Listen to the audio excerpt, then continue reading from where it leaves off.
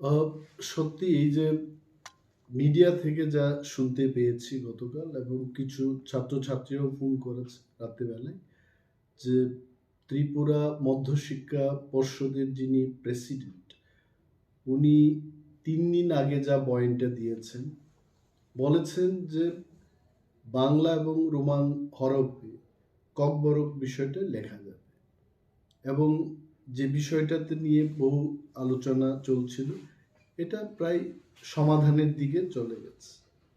হঠাৎ করে উনি নাকি গতকাল বয়ান দিয়েছেন যে ওনার করার কিছু নেই, এবং বাংলা স্ক্রিপ্টেই ককবরকটাকে লিখতে হবে। উনি যে এই ইউটার্নটা নিয়েছেন, ইট ইজ দুর্ভাগ্যজনক। এবং আমি মনে করি পার্সোনালি, আগেও বলেছি, যেটা আমাদের রাজ্যের আইন শৃঙ্খলার অবনতির একটা কারণ হয়ে দাঁড়াতে পারে। ককবরক বিষয়টা আজকে থেকে 17-18 বছর আগে যেভাবে চলছিল, বাংলা এবং রোমান হরফে এটা লেখা হতো। হঠাৎ করে এইবার রোমান হরফে লেখা যাবে না, এই বিষয়টা কিন্তু এটা এখানেই থেমে থাকবে না। এবং আমি কেন বলছি বারবার যে আইন শৃঙ্খলার অবনতি হবে, student community will come up with agitation. আন্দোলন হলে কি হবে? স্ট্রাইক হবে, বন্ধ হবে, এক জায়গার মানুষ অন্য জায়গায় যেতে পারবে না। ব্যবসা বাণিজ্যের ক্ষেত্রে, মানুষের দৈনন্দিন জীবনে এটা কিন্তু তার একটা এফেক্ট, ব্যাড এফেক্ট চলে আসবে। তো আমি as a leader of opposition এখনো বলছি যে এই বিষয়টাকে মাননীয় মুখ্যমন্ত্রী, যিনি ওই দপ্তরেরও মন্ত্রী, ওনাকে দেখা উচিত। No one should play wrong politics with this. কারণ দিনের শেষে আমি বলছি একটা কথা, যে কিছু একটা যদি হয় ত্রিপুরাজ্যে, the first man who will be blamed is CM doctor Manik Saha. কে কাকে কি সাজেশন দিয়েছে, কার সাজেশনে এটা হচ্ছে, বোর্ড প্রেসিডেন্ট 3 দিন আগে যেটা বলেছে যে ককবরকটাকে রোমান হরফেও লেখা যাবে, বাংলায়ও লেখা যাবে, এই লোকটা হুট করে 3 দিনের পর এই ধরনের বয়ান নিয়ে আসবেন। I am sure something is being played behind the curtain, কিছু একটা চলছে।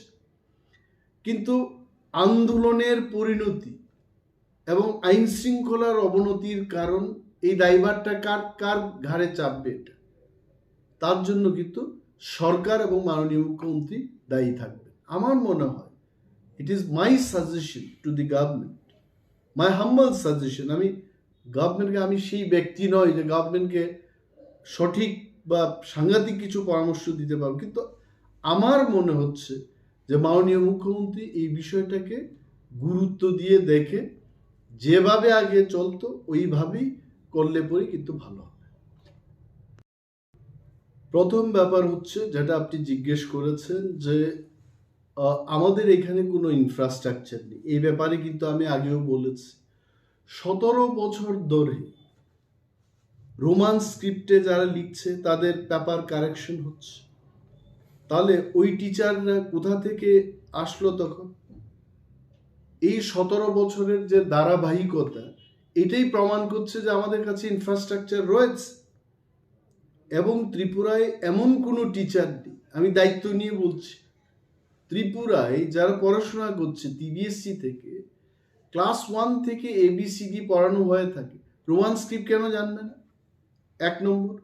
2 নম্বর, এই যে সিবিএসসির লেটারের অপেক্ষায় আছেন এবং সেই কারণেই টিবিএসসি সিদ্ধান্ত নিতে পারছে না, উনি এটাই তো বলেছেন। My question to the board president is TBSC running on the instruction of CBSE? TBSC is a state subject, এটা রাজ্য সরকার কর্তৃক নিয়ন্ত্রিত। এবং যদিও শিক্ষার ব্যাপারটা, এটা not only state matter, not only central গভর্নমেন্টের ম্যাটার, এটা কনকারেন্ট লিস্ট, অর্থাৎ রাজ্য সরকার এবং কেন্দ্রীয় সরকার শিক্ষানীতি তৈরি করে থাকে। Both the government, they consult each other and do, but Kokborok being the language only in Tripura, এই ব্যাপারটা কেন্দ্রীয় সরকারের চাইতে রাজ্য সরকার আরো ভালোভাবে বুঝছে, এবং ককবরকটা তো আর কোথাও করা হয় না। টিবিএসসির স্বতন্ত্রতা এবং তার সিদ্ধান্ত নেওয়ার ক্ষমতা রয়েছে বলেই 17 বছর 18 বছর ধরে এই ককবরক সাবজেক্টটা বাংলা এবং রোমান স্ক্রিপ্টে লিখে আসছে ছাত্রছাত্রীরা। তাহলে কেন সভাপতি বলবেন যে এই বিষয়টার জন্য সিবিএসসির চিঠির উত্তরের অপেক্ষায় থাকবেন? It is absolutely baseless. আমি আবারও বলছি যে মাননীয় মুখ্যমন্ত্রী, যিনি দপ্তরের ভারপ্রাপ্ত মন্ত্রী, আজকে রাজ্যে যদি আন্দোলন হয় এটাকে নিয়ে, জনজীবন হেস্তনেস্ত হবে, হতে পারে আমি বলছি। আর যদি হয়, if anything goes wrong in this state, who will be responsible for this?